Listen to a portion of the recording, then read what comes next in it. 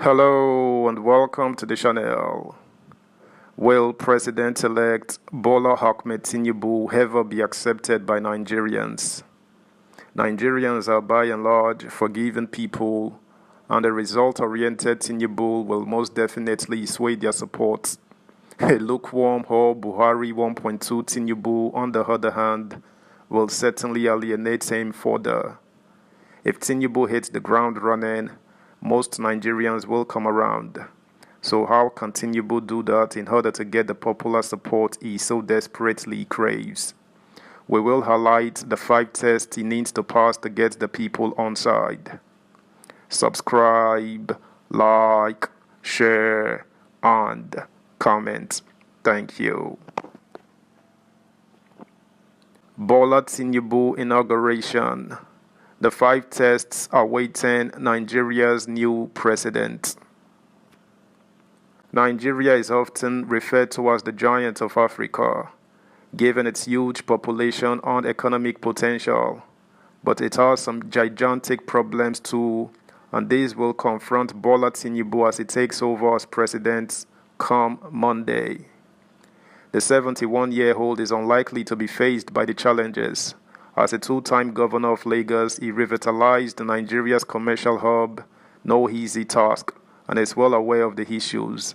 But Nigerians, even those who did not vote for him, will want to see early results from Tinubu. Here are some of the major hurdles he faces and how he may tackle them. Ending the fuel subsidy. This challenge has been kicked down the road by successive governments since its introduction in the 1970s. Despite its oil riches, Nigeria is unable to refine enough crude to meet local demand, so it imports petroleum products, which are then sold at a government-set price. As this is usually lower than the import price, the government pays the difference. But this subsidy is taking a huge toll on dwindling public finances. Last year, it guzzled 4.3 trillion naira, and for the first half of this year, 3.36 trillion naira was budgeted. These payments come at the expense of development goals such as building schools or hospitals. But removing the subsidy will not be easy, as it will lead to an increase in prices. The last attempt to do so in 2012 ended in widespread protests. Many struggling Nigerians, used to seeing politicians mismanaging the country's oil wealth, believe cheap petrol is their share of what has been described as the national cake. But Mr. Tinubu has firmly repeated that the subsidy has to go. One area he may explore to lessen the impact is to subsidize and improve public transport, something he has experience in after implementing a massive public transport scheme in Lagos that put in place fast bus links. The outgoing government has also managed to secure an $800 million World Bank loan intended to beef up its welfare scheme for vulnerable Nigerians who will be most affected by the loss of the subsidy. However, lawmakers still have to approve the package, so it is not a done deal. Lack of popular support. Only 37% of voters backed Mr. Tinubu, making him the Nigerian president elected with the least vote share since 1999. He won a tightly contested election that was not only rancorous, but exposed ethnic and religious divisions that have lingered even in Nigeria's most cosmopolitan cities. He will have to perform a balancing act when it comes to choosing his government to build bridges across these divides. There are signs he is already doing so, reportedly meeting 2 opposition politicians since winning February's votes. Musa Kwankwanso, a powerful rival from the north, who was third runner-up, Nyesom Wike, the influential and outgoing governor of Rivers State. As governor of Lagos, Mr. Tinubu probably had the most ethnically diverse cabinet in Nigeria, appointing non-Lagosians into key positions, which is still a rarity. He is more interested in technocrats who are thinkers and researchers, his friend Sheye Oyetade told the BBC. But politicians, often with common interest, may be easier to placate than the millions of young Nigerians who did not vote for him, especially those who supported Peter Obi of the Labour Party. Many of them consider the vote flawed, though the Electoral Commission denies this, and an election challenge is still pending in courts. Close allies say by making jobs available and getting young people involved in governance, Mr. Tinubu may win over some of them. Fixing the economy.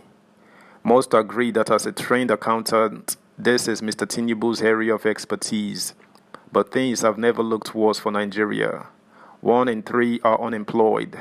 Inflation is at a record 22%. 96 million live below the poverty line of $1.90 per day.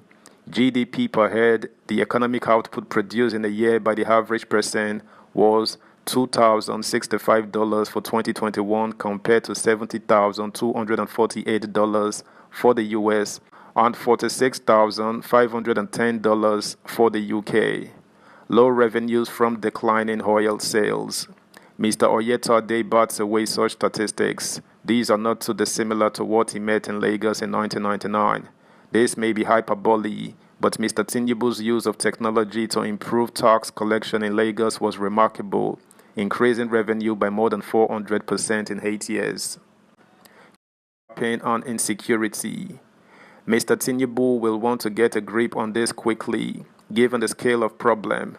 His administration will be confronting armed criminals on motorcycles in the northwest, countrywide campaign on a violent secessionist group in the southeast. Deadly clashes between farmers and herders also continue in the central states. During the election campaign, Mr. Tinubu's deputy, incoming Vice President Kashim Shettima, said this will be his remit, touting his experience as governor of northeastern Borno State, home to many Islamist militant groups and the BH insurgency. But Nigeria's security challenges have evolved since he left office in 2019, and President Buhari, a former army general, failed dismally to find an answer during his 8 years in power. Instead, insecurity has escalated nationwide. Staying faith and other distractions. Opponents of the incoming president say he has lost the vitality he used to forcefully modernize Lagos. Since the election, he has traveled abroad twice, raising questions about his health.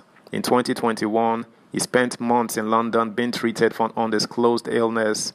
He has brushed off the criticism, saying the job does not require the fitness of an Olympic athlete, and his associates are quick to remind everyone that US President Joe Biden is older, at 80. But Nigerians are weary of seeing presidents spend considerable time in hospitals abroad, leading to government infighting for control. This happened under both Mr. Buhari and Umaru Yar'Adua, who died in office in 2010. They are also worried about potential controversies. Before the vote, Mr. Tinubu denied various allegations of links to narcotics and corruption. Since his victory, it has been revealed that he was once issued with a Guinean diplomatic passport, which is not illegal but was not previously disclosed, while a Bloomberg investigation said his son owns an £11 million mansion in London. Neither Mr. Tinubu, his son, nor his allies have commented on the reports, and it has not been confirmed that Mr. Tinubu was involved in the purchase. Allies of Mr. Tinubu will be concerned that any further allegations could distract him from the massive job he is about to undertake. That's the news, guys. Thanks for listening.